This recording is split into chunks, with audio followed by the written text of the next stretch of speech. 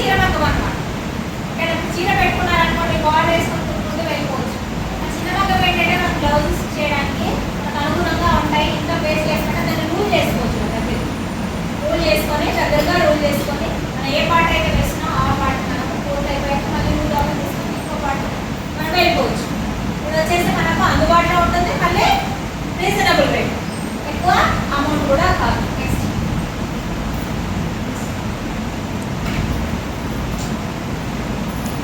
Tracing విధానం ఏంటంటే tracing video నా పేరు వస్తుంది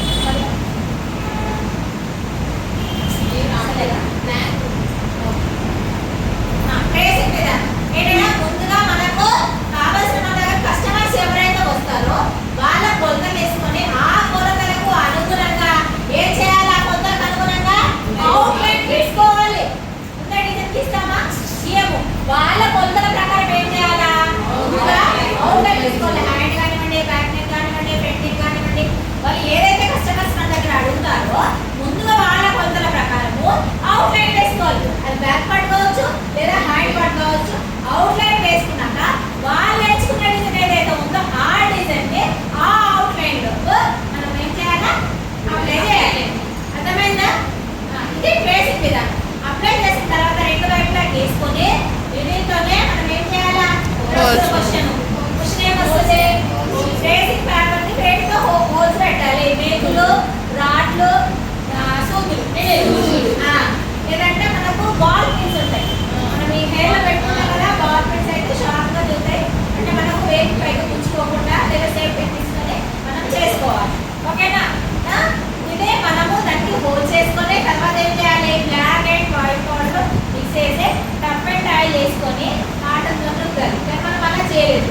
ఎందుకు మేడం మరి అలా నాకు చెప్పలేదు అని అంటే, మీరు ఇప్పుడే స్టార్టింగ్ లో ఉన్నారు కాబట్టి బ్లాక్ పౌడర్ కానివ్వండి, వైట్ పౌడర్ అయితే టూత్ పేస్ట్ కూడా ఫీల్ అవుతుంది. బ్లాక్ పౌడర్ ఏమవుతుందని అంటే స్ప్రెడ్ అయిపోతుంది పోదు ఉతికిన. అంటే మీరు వేసిన డిజైన్ ఏదైతే ఉందో ఆ డిజైన్ కి పక్కన ఆ కలరే ఎక్కువగా అనిపిస్తుంది. అప్పుడు మనం వేసిన డిజైన్ అనేది మనకు పర్ఫెక్ట్గా బయటకు రాదు.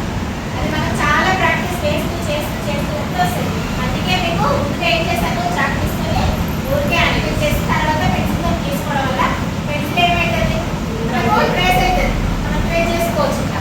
కాబట్టి తుడిస్తే పోతుంది కాబట్టి మనకు వర్క్ అనేది బయటకు కనిపించే అవకాశం ఉంటుంది. ఇప్పుడు చూడండి, ఆ బ్లౌజ్ హెవీ వేసారు, మనం మరుకుందా ఏం మరకలేదు, ఓన్లీ మనకు ఆ డిజైన్తో మాత్రమే బయటకు రావాలి.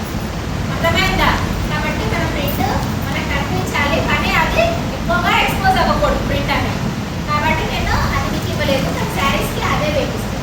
శారీస్ కానీ వైట్ క్లాత్ మీద బ్లాక్ క్లాత్ మీద వేసి ఉంచుకున్నారు కదా, ఇప్పుడు అందరూ డ్రెస్ పేపర్స్ ఇచ్చాను కదా, డిజైన్ హోల్ చేసుకురామని, అదంతా కూడా టర్బైన్ ఆయిల్తోనే చేయాలి. నెక్స్ట్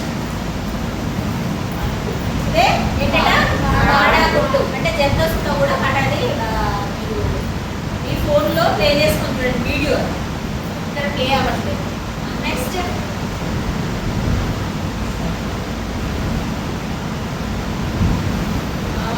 కావాల్సిన వస్తువులు ఇక్కడ చూడండి అమ్మా. మీకు ఫస్ట్ ఏం కావాలంటే మగ్గం, తర్వాత ఏంటి సూదులు, తర్వాత ఏంటిది ఫ్యాబ్రిక్ గ్లూ అన్నమాట, సిల్క్ దారాలు,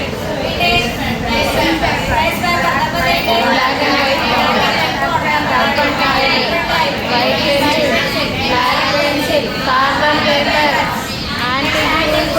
కలర్ పూసలు, కుందన్స్, చెంకి, జర్దోసి, లోడి ఓకేనా, లావు దారం, పెద్ద పూసల బంచ్, వైట్ ముత్యాలు, స్టోన్ లైన్స్. ఇంకా మనకు కావాలంటే ఆధార్గా ఇవన్నీ కూడా ఉన్నాయి. ఫ్రేమ్స్ తెలుసుకున్న రకాలు అది కూడా నేను మీకు వీడియో క్లిప్ అనేది చూపిస్తాను. ఓకేనా, ప్రతిదీ కూడా వీడియో క్లిప్ చూపిస్తాను. నెక్స్ట్